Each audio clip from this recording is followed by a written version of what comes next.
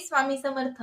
काल एक व्हिडिओ टाकला होता की संतान प्राप्तीसाठी सेवा जी मी केली, त्या सेवेबद्दल मला भरपूर जणांचे प्रश्न आले की ती सेवा कशी करायची, आम्हालाही करायची आहे. तर आज त्याच क्वेश्चनवरती उत्तर देण्यासाठी हा व्हिडिओ बनवत आहे. तर सर्वात अगोदर हाच तो स्वामी चरित्र सारामृत ग्रंथ आहे, ज्या ग्रंथाने तुमच्या असंख्य अडचणी दूर होणार, फक्त मनामध्ये श्रद्धा हवी. तर हा ग्रंथाचे आपण 11, 21, 51 किंवा 108 पारायण करू शकतो.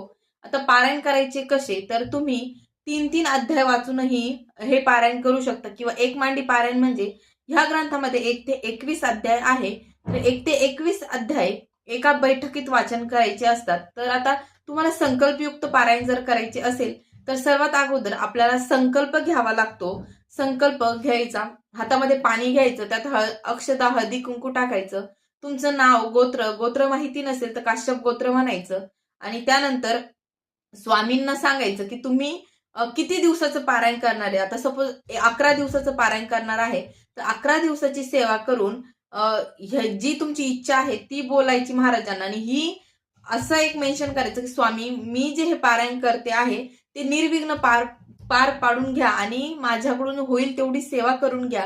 आणि त्यानंतर याचे अध्याय एकदम छोटे छोटे आहेत, काहीच अध्याय जास्त मोठे नाहीये. हा पहिला अध्याय आहे आणि पहिला अध्याय इथे संपतो, लगेच दुसरा अध्याय सुरू होतो. तर ह्या प्रकारे करू शकतात. आता तुमच्या अडचणी काय, संतान प्राप्ती, विवाह होत नाहीये किंवा काही आर्थिक समस्या आहे, ह्या सगळ्या अडचणीवरती रामबाण उपाय म्हणजे स्वामी चरित्र सारामृत. स्वामी चरित्र सारामृत भक्तांना दिलेलं स्वामींनी एक वरदान आहे.